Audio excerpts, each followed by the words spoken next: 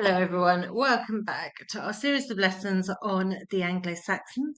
We are in 1066 and things really are hotting up, especially if you are Harold Godwinson. So we're going to look at the second of the three battles of 1066 today. So we're going to look at the Battle of Stamford Bridge. But first, some knowledge recall. Okay, so pen and paper. Number one, who was the King of England who died in January 1066? So he's King of England at the start of our course, dies at the start of 1066. What's his name? Number two, who became king after him? Who do the Witan choose as his successor? So the successor just means the person who comes after him. Number three, what was the first battle fought in 1066? So it's named after the place where it's fought. What was the name of the place? First battle. And number four, who fought in this battle? And I've put in brackets there individuals because they don't mean like Norman, Saxon, Vikings. I mean, who is the leaders of each army? So pause the video if you want more time.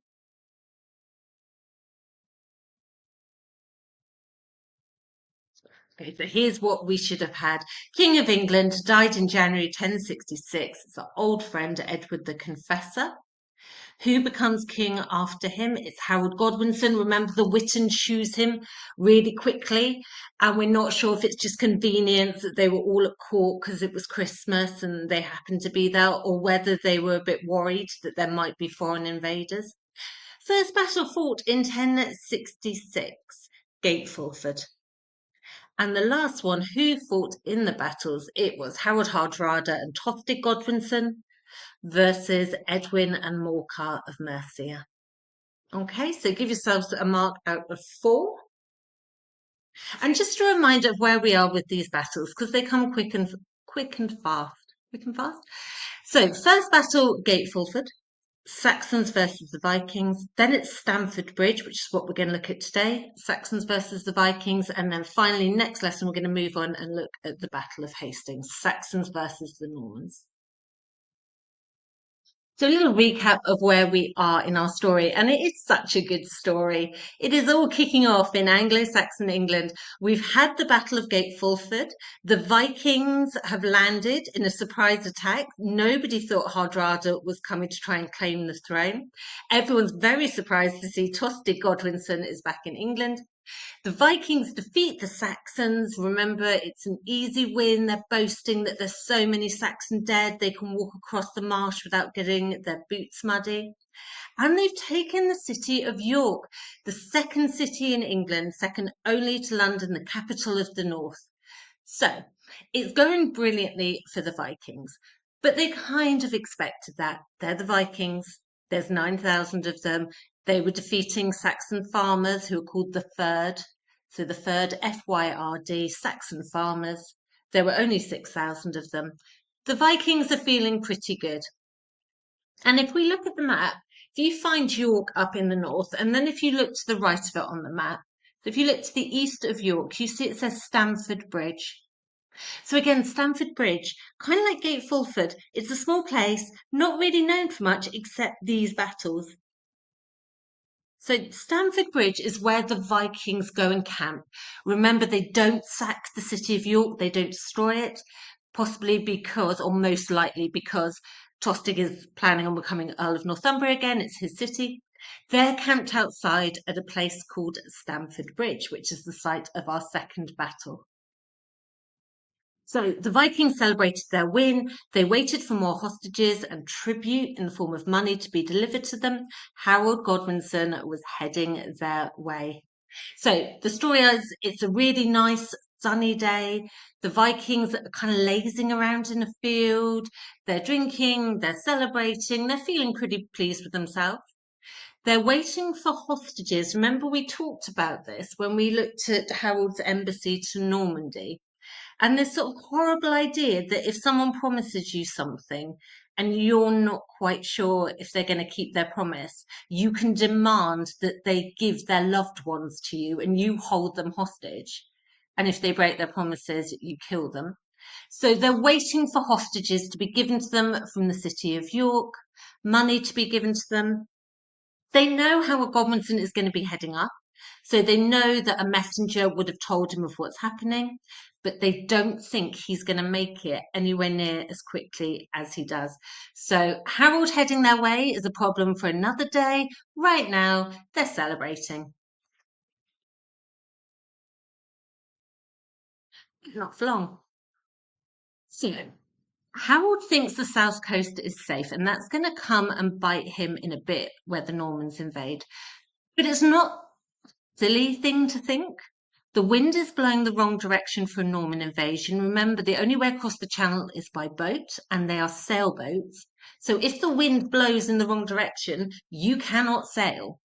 So the wind's blowing away from England towards Normandy, which means the fleet can't sail. Also, we are getting really quite late in the year. So people don't tend to sail over the winter. There are a lot of winter storms. It's really risky. So Harold, quite sensibly, is like, it's too late. William's missed his chance this year. The wind's not in his favour. I'm going to be okay. So he gathers an army as he travels north. So if your ancestors are from anywhere between sort of the south coast and York, so East Anglia, Norfolk, Suffolk, Essex, the London regions, anywhere like that, chances are they fought in this battle. You will have at least one ancestor that fought in this battle. So as he goes, they gather the third, ordinary Saxon soldiers, and he approaches the Vikings from behind a small hill. So they don't know that they're there until they're on top of them. That and the speed of his journey north took them by surprise. They know he's coming, but they think they've got a few days. All of a sudden, he is there where they are and he's attacking them. So the Vikings have weapons with them because a Viking would never be without his weapon. They've got their swords, their axes, their shields, but it's a hot day. Armor is unpleasantly hot to wear. Why would you waste time putting your armor in the morning when you're not going to fight a battle? So Howard Godwinson's days away, you're just going to laze around and get hostages and money. So they don't have their armor, and that's just going to be crucial for them. So Harold's housecarls. So remember, housecarls, elite troops, full-time soldiers. They're not Saxon farmers that have been levied into the army. These are professional soldiers, and they break through the Viking shield wall. So a shield wall we'll look more at when we do Hastings, but it's literally what it says. It's a wall of shields. So you and your friends all stand in a long line and you all lock your shields together. Kind of like today Riot Police. If you think of Riot Police with their big shields and they all line up like that. Harold's housecarls managed to break through the Viking shield wall, mainly because they don't have that armour. Tostig and Hardrada are both killed. So there is a story that Harold Godwinson sent a message to them when it was clear that the battle wasn't going to win, and said to them, if you surrender, Tostig, I'll give you a third of England. It's an incredible offer. And he said to Harold Hardrada, I will give you 7 foot of English soil. So 7 foot, he was 7 foot tall. He's saying, I'll give you enough English soil for your grave. Both men refused to surrender, and poor Tostig is killed. Now, at the start of these battles, there are 4 surviving Godwinson's sons. 5. 5 Godwinson's sons, 4 out of the 5 are going to be killed by the end of the Battle of Hastings.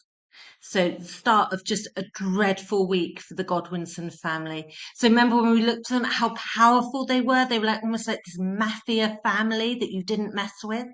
This is the beginning of the end with the death of Tostig. So Tostig and Hardrada are both killed.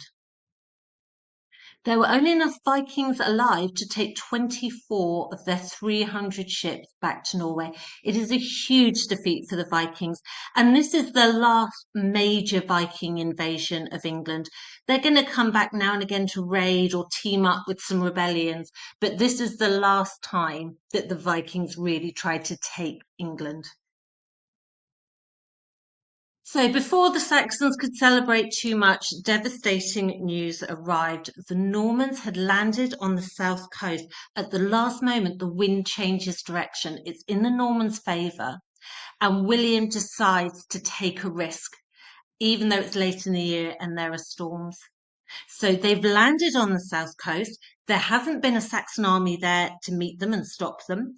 So they land really easily. And what they're doing is they're destroying Harold's Wessex. So remember, Harold used to be Earl of Wessex. He's now King of England. This is his land. This is really personal for him.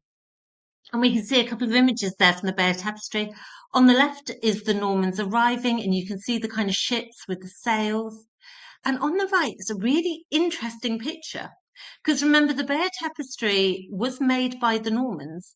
And what it shows is two Norman soldiers that are burning down a house, and running out of the house is a mother and her small child. So, really quite astonishing that the Normans would include this, would be like, yeah, we burnt down houses, we terrified women and children.